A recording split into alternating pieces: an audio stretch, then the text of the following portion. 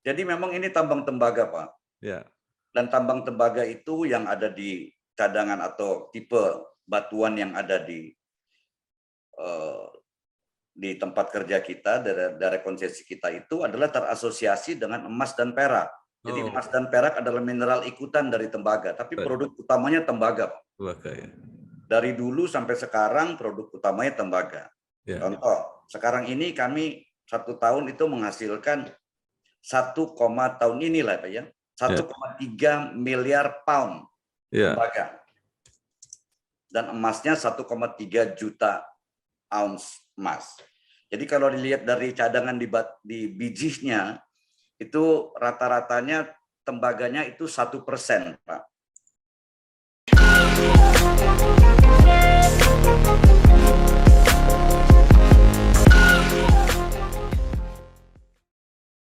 Universitas Indonesia, universitas kami di ibu kota negara, pusat ilmu budaya bangsa, kami mahasiswa.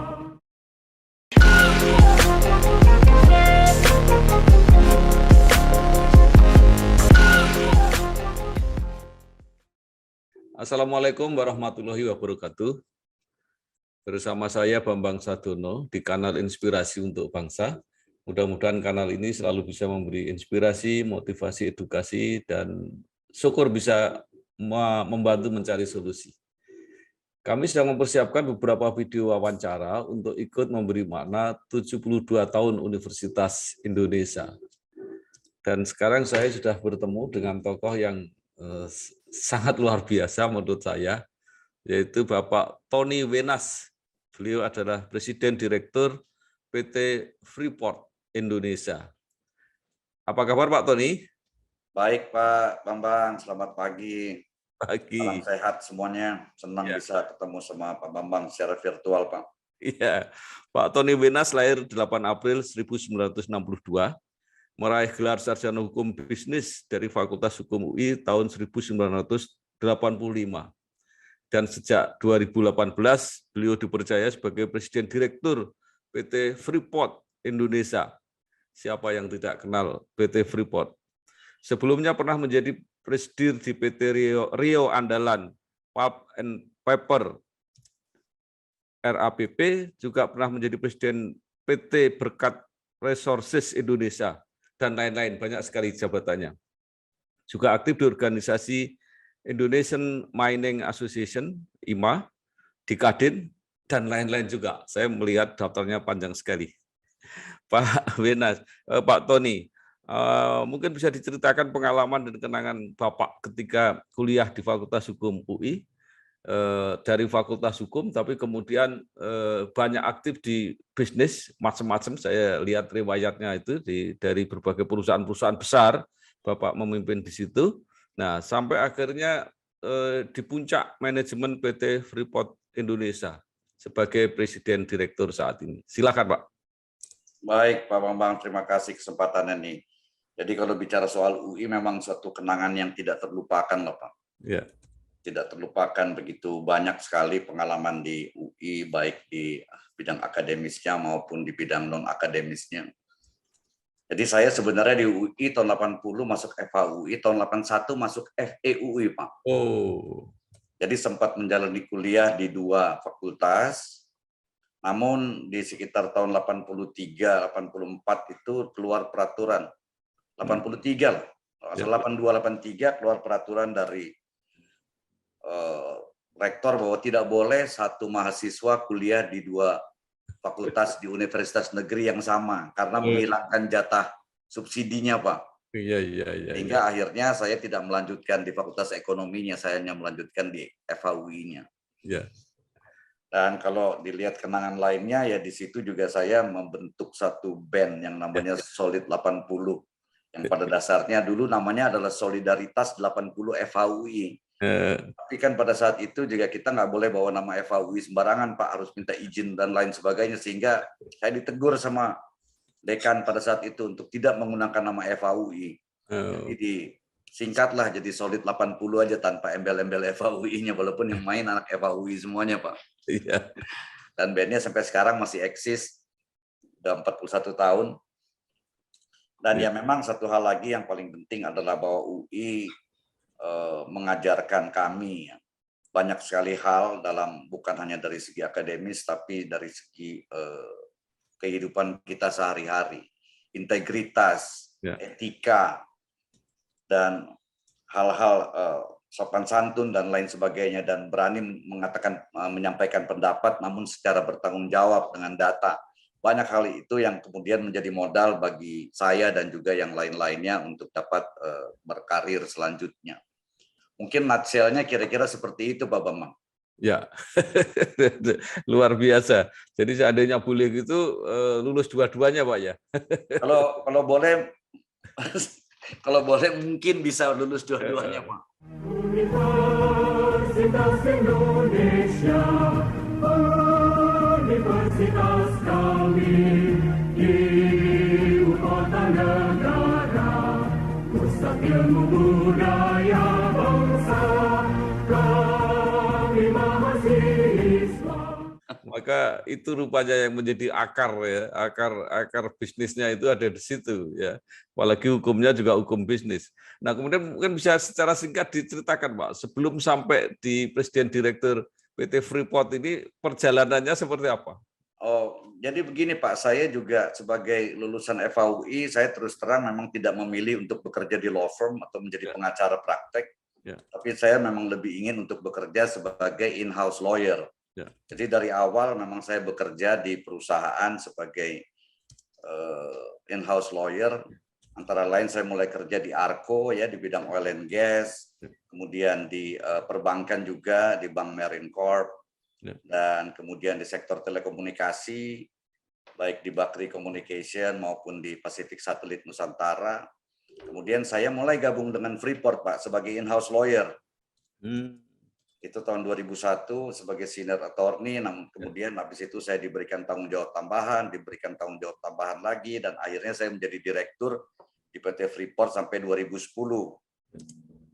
2010 kemudian saya direkrut oleh PT Inco atau Vale Indonesia sebagai presiden direkturnya. Habis itu kemudian pindah lagi, direkrut oleh Riau Andalan Pulp and Paper, kemudian sempat memegang tambang juga di Jawa Timur, Pak, di Banyuwangi, Intrepid Mines. Akhirnya kembali lagi era PP, dan akhirnya kembali lagi ke PT Freeport Indonesia, Pak. Sehingga diminta untuk menjadi Presiden Direktur PT Freeport Indonesia sampai saat ini. Intinya yaitu perjalanan karir saya, tapi sekali lagi, Pak, itu bukan hanya kemampuan saya saja sendiri, tapi lebih kepada amanah yang diberikan dan ditempatkan oleh Yang Maha Kuasa, Pak. Iya, baik. Pak, ada pertanyaan sedikit ini. Ada kesan bahwa lulusan UI, khususnya Fakultas Hukum, itu tidak tertarik untuk bekerja di lembaga-lembaga formal seperti kejaksaan, hakim, dan sebagainya. Apa itu betul, Pak? Enggak juga, Pak. Banyak juga anak UI. Angkatan saya, angkatan 80 juga ada yang jadi jaksa, ada yang jadi hakim. Banyak lah. Itu memang pilihan. Pilihan. Tapi memang kalau dilihat lebih banyak lagi yang bekerja di sektor private, Pak ya. Tapi memang ada juga lah. Tidak sebanyak di sektor private, tapi ada juga, dan mereka juga rata-rata mempunyai karir yang baik lah di bidang pemerintahan.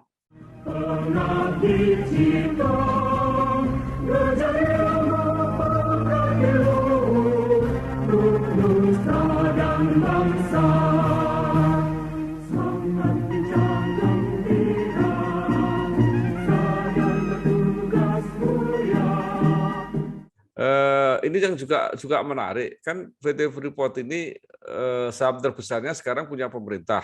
Betul, Pak. Tapi Pak Tony dipertahankan menjadi presiden direktur, berarti mewakili kepentingan pemerintah juga kalau gitu. Oh, tentu, Pak. Iya. Jadi saya ini mewakili kepentingan pemerintah, kepentingannya juga pemegang saham lainnya. Kan pemerintah memiliki 51,2%. Kemudian Freeport-McMoran memiliki sisanya atau 48,9%, 49,8%. Ya.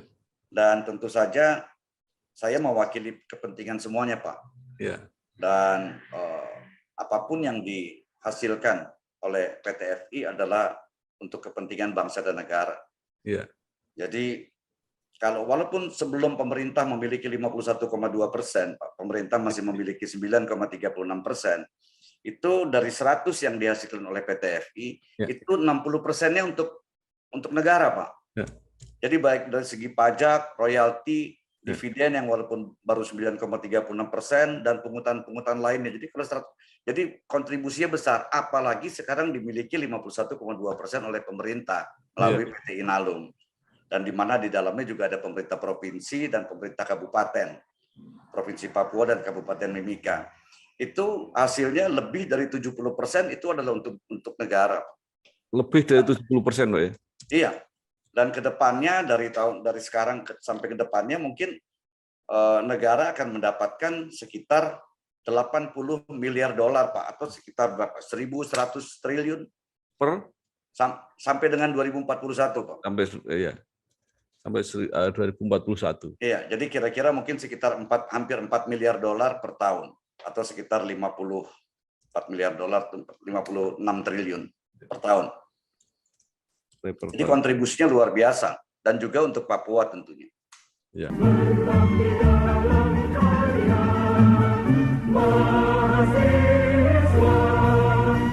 Universitas Indonesia berlambang cinta berdasarkan Pancasila.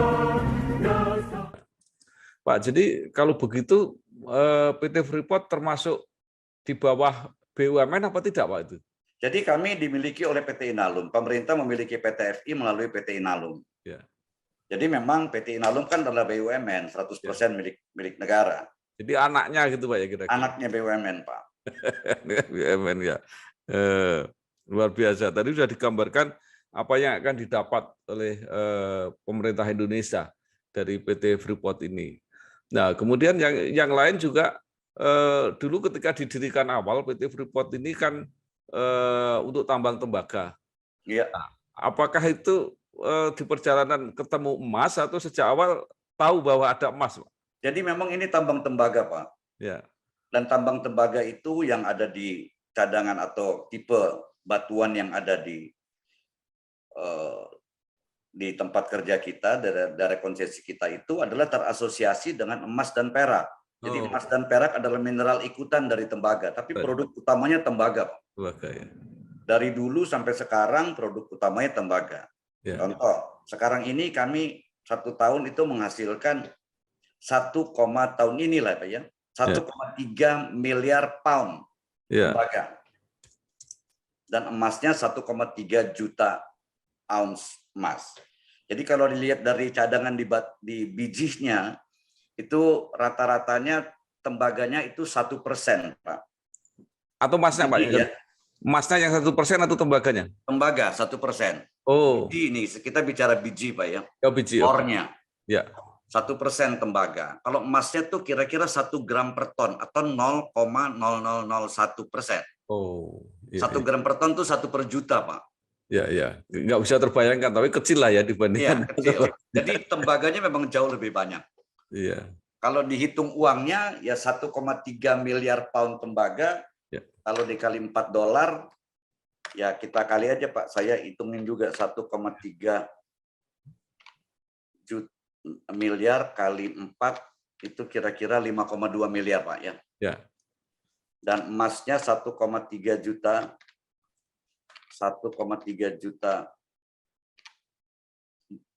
ounce, per ounce-nya tuh 1.800 katakan. Itu 2,3 miliar. Jadi walaupun kecil harganya bagus gitu, Pak. Ya, tapi tetap lebih besar tembaganya, Pak. Lebih besar tembaganya, ya. Okay. Makanya kotanya namanya Tembagapura. Ya. Jadi itu adalah PT FI adalah menambang tembaga dan mineral ikutannya. Dan mineral ikutannya dalam hal ini emas dan perak. Ya. Berdasarkan Pancasila, dasar negara, kobarkan semangat kita.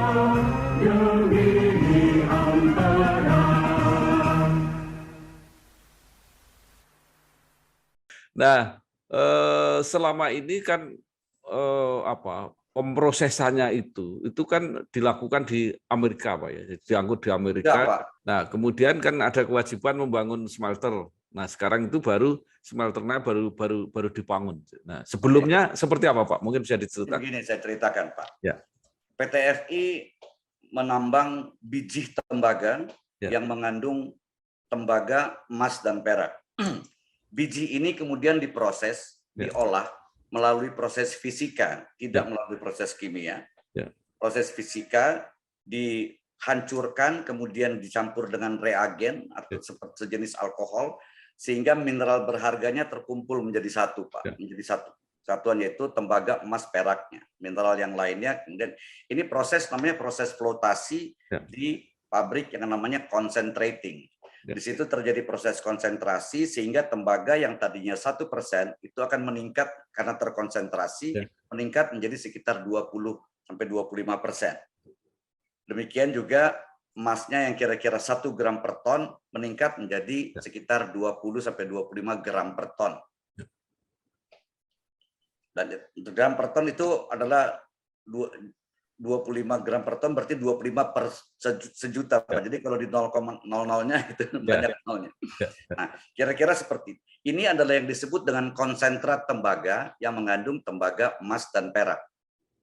Inilah yang kami jual selama ini. 40% dijual ke PT Smelting di Gresik untuk diproses lebih lanjut menjadi katoda tembaga. 60%-nya dijual ke berbagai negara di dunia, tapi tidak pernah ada yang dijual ke Amerika, Pak. Jauh. Universitas Indonesia, universitas kami, ibu kota negara, pusat ilmu budaya bangsa, kami mahasiswa. Ya, ini kan mungkin saya sendiri atau kesan banyak orang bahwa jauh, Pak. Itu nih bongkarnya dibawa ke Amerika. Tidak, Pak. Itu kebohongan publik namanya. Konsentrat itu dijual ke smelter lain, antara lain di Jepang, di Korea, di Cina, di Filipina, ada beberapa yang ke India, ke Bulgaria, dan ada beberapa ke Eropa. Tapi tidak ada yang ke Amerika, Pak. Terlalu jauh kami jual ke Amerika, Pak. Itu 45 hari kapalnya, Pak. Kalau ke Cina cuma 7 hari kapalnya. Itu yang di Gresik sudah mulai beroperasi atau belum, Pak? Nah, PT Smelting di Gresik sudah beroperasi dari tahun 96, Pak. Sudah ada smelter yang kami bangun juga bersama pihak Jepang. Itu dari tahun 96 sudah beroperasi di Gresik.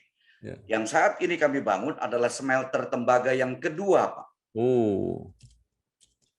Jadi sekarang di Gresik itu kapasitasnya 1 juta ton, akan kita tingkatkan menjadi 1,3 juta ton konsentrat. Yang sedang kami bangun baru ini dengan kapasitas 1,7 juta ton konsentrat per tahun. Sehingga kalau sudah selesai nanti pada tahun 2024, seluruh produk konsentrat yang dihasilkan PT FI akan bisa dimurnikan di dalam negeri. Sehingga hasilnya akan menjadi katoda tembaga, kemudian ada emas dan perak juga di dalam negeri. Universitas Indonesia,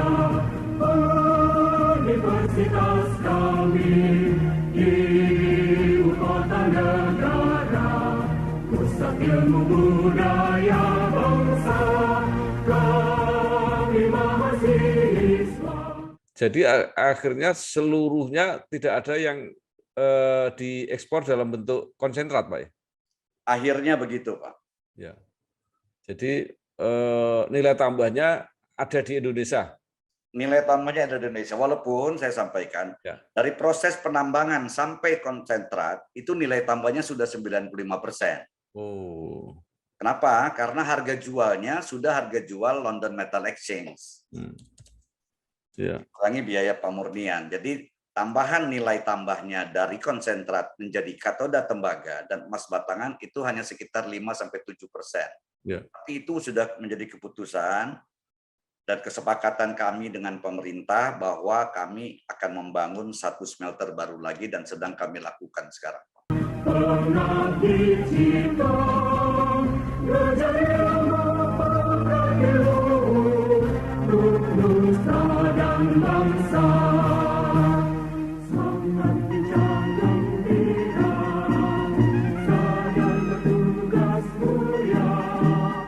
Iya, jadi luar biasa, makin jelas ini, Pak. Nah, sekarang pertanyaannya, PT Freeport ini kan selalu diperpanjang izinnya, terakhir sampai 2041. Nah, pertanyaannya itu, apakah sampai kapan kira-kira potensinya? Apakah kalau 2041 itu selesai, memang cadangannya habis, atau jadi masih ada kemungkinan diperpanjang lagi? Jadi begini Pak, PT Freeport Indonesia pertama itu adalah kontrak karya yang pertama, itu tahun 67 ditandatangani. Begitu ditemukan cadangan baru yang namanya Grasberg, yang cadangan kelas dunia, itu tahun 88, akhirnya kontrak karyanya diperbaharui. Diperbaharui di tahun 91 dengan jangka waktu 30 tahun plus opsi perpanjangan 2 kali 10 tahun. Sehingga 91 tambah 30 tambah 2 kali 10 jadi 2041, Pak. Jadi bukan diperpanjang terus. Ini adalah kontrak karya yang kedua yang memang jangka waktunya sampai 2041. Nah, kalau pertanyaan Bapak tadi adalah bahwa masih adakah cadangannya setelah 2041? Saat ini jumlah cadangan yang sudah terbukti, kalau dengan pola penambangan yang kami lakukan sekarang, akan bisa ditambang sampai sekitar tahun 2050-an, Pak. Walaupun izin kami sampai 2041. Dan di bawahnya lagi masih ada sumber daya yang bisa dijadikan cadangan apabila kita lakukan eksplorasi lebih lanjut. Eksplorasi detail di wilayah tersebut. Itu lokasinya persis di bawah cadangan yang sekarang. Dan kalau itu kemudian bisa dieksplorasi lebih lanjut, bisa kemudian dijadikan cadangan, akan bisa menambah umur tambang sekitar 15-20 tahun lagi, Pak. Dari 2050 tadi. Tapi bisnis plan kami saat ini adalah sampai dengan 2041, karena IUPK-nya cuma sampai 2041.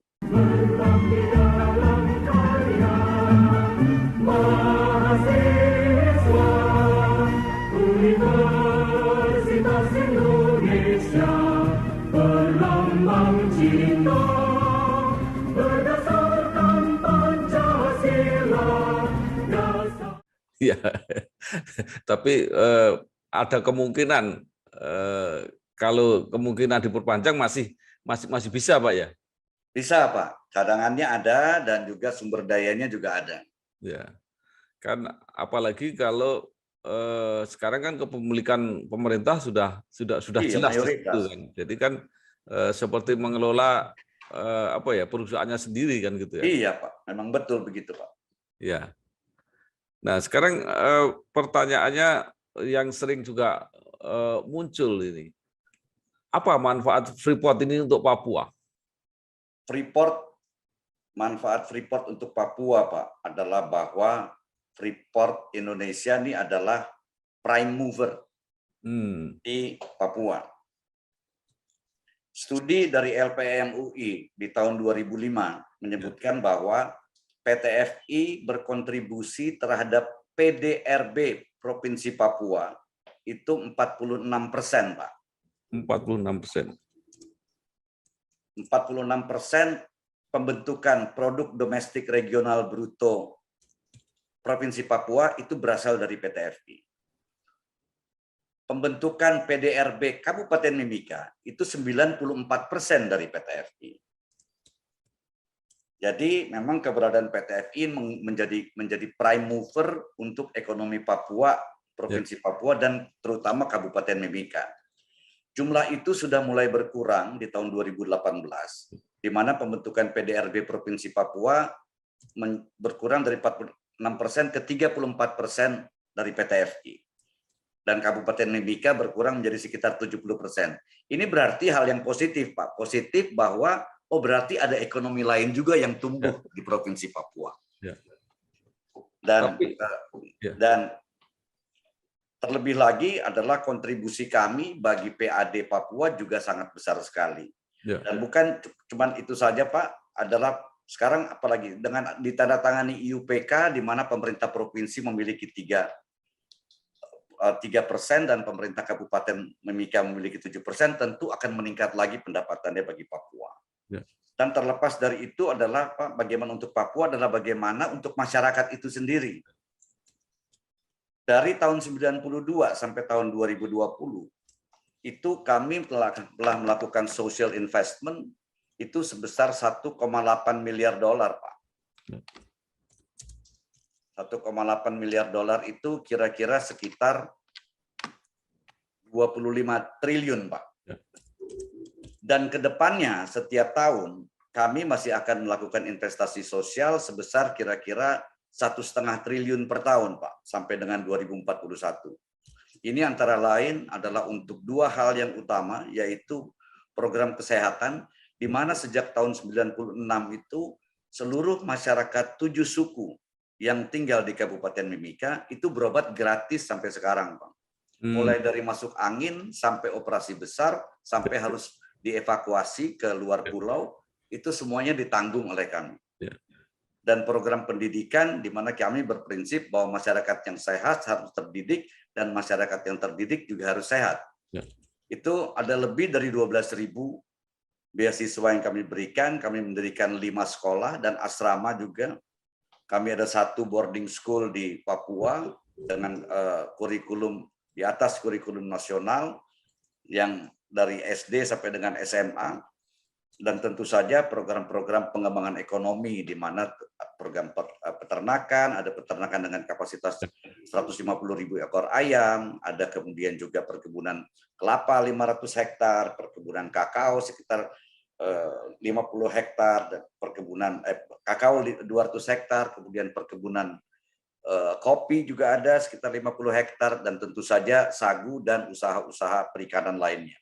Kami juga sudah membina hampir 200 UMKM dengan revenue total lebih dari 250 miliar. Jadi inilah Pak, antara lain di samping juga tentu infrastruktur yang kami bangun untuk masyarakat, yaitu kami bangun 2 airstrip di pegunungan. Kami membangun lebih dari 3.500 rumah buat masyarakat setempat. Dan tentu saja air bersih dan infrastruktur lainnya seperti jalan, jembatan, dan lain sebagainya. Berdasarkan Pancasila, dasar negara, kobarkan semangat kita demi antara.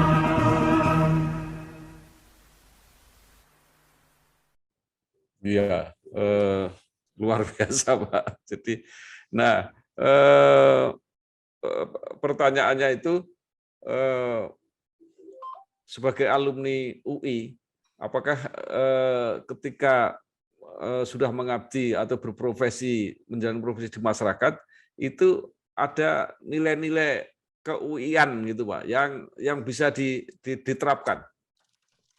Tentu saja Pak, yang kita belajar di UI tadi saya sampaikan di awal kan banyak sekali, ya antara lain etika, integritas, dan juga taat hukum. Nah, ini nilai-nilai utama yang kami terapkan, yang saya terapkan baik dalam melaksanakan pekerjaan maupun dalam kehidupan sehari-hari, Pak. Dan bagaimana Civitas Akademika UI ini kemudian bisa juga berbuat sesuatu untuk masyarakat. Saya juga selalu berpikir dimanapun saya berada, itu masyarakat harus mendapatkan manfaat yang lebih daripada sebelum saya berada di situ.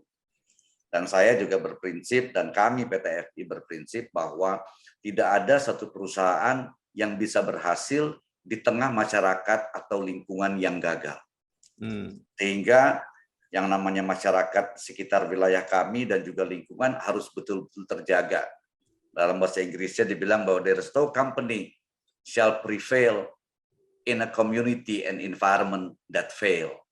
Universitas Indonesia,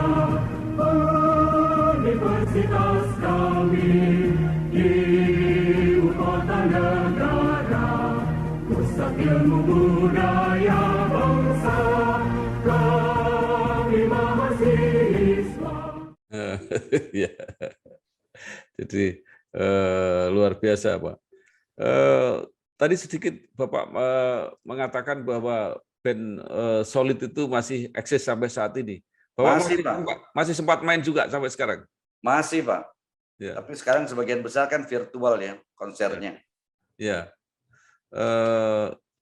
Tapi anggotanya kumpul di mana, Pak, kalau kayak begitu? Kan Oh, masih, Pak. Kadang-kadang di rumah saya atau kita latihan di studio, Ya. kita masih komunikasi terus kok. Oh, enggak, artinya kan mungkin profesinya sudah macam-macam sudah. Oh iya, tapi passion kita di musik masih tetap ada, Pak, sehingga itu mempersatukan. Makanya juga namanya Solid 80 ternyata masih bisa solid juga sampai sekarang. Baik, Pak, mungkin terakhir mungkin ada saran dan harapan Bapak baik untuk masyarakat, khususnya masyarakat sekitar PT Freeport Indonesia, maupun kepada teman-teman yang sekarang masih kuliah atau para alumni UI yang masih baru, mungkin dengan pengalaman Bapak yang begitu panjang, itu ada apa ya, semacam tip lah bagaimana mereka mempersiapkan diri sebaik-baiknya menghadapi tantangan yang akan datang. Silakan, Pak. Ya, jadi sekali lagi mungkin pertama untuk sivitas akademika UI ya, baik para mahasiswa maupun yang sudah alumni, adalah bahwa nilai-nilai UI itu harus tetap kita pertahankan dalam kehidupan kita sehari-hari, dalam kita bekerja, itu harus kita kedepankan. Dan nilai-nilai UI tentu saja nilai-nilai yang harus kita junjung tinggi. Ada di lagunya kan juga ada, Pak, ya. Oh, Deamus gitu. Dan tentu saja ada lagu-lagu Mars UI yang mencerminkan memang UI, dan itu harus terus kita pertahankan. Dan juga pesan saya buat ini yang saya alami, Pak, ya. Saya punya gelar sarjana hukum, tapi bukan berarti saya harus menjadi pengacara. Jadi kita bisa menjadi apa saja lah, apalagi nilai-nilai UI itu kalau kita terapkan, kita juga bisa menjadi. Jangan khawatir kalau seandainya ternyata pekerjaan kita berbeda sama ilmu yang kita pelajari, tapi kan semuanya akan saling berhubungan, Pak, ya. Semuanya akan saling berhubungan, sehingga nggak usah khawatir, atau bisa saja lah itu terjadi. Dan juga untuk masyarakat umum lainnya, ingat bahwa PT Freeport Indonesia ini sekarang dimiliki mayoritas oleh pemerintah Indonesia, 51,2%, sehingga apapun kemajuan yang dialami PT Freeport itu akan merupakan kemajuan bagi pemerintah. Dan saya akan melakukan segala daya upaya untuk bisa mencapai tujuan perusahaan yang ujungnya adalah memberikan manfaat sebesar-besarnya bagi bangsa dan negara ini. Berdasarkan Pancasila, dasar negara, kobarkan semangat kita demi antara.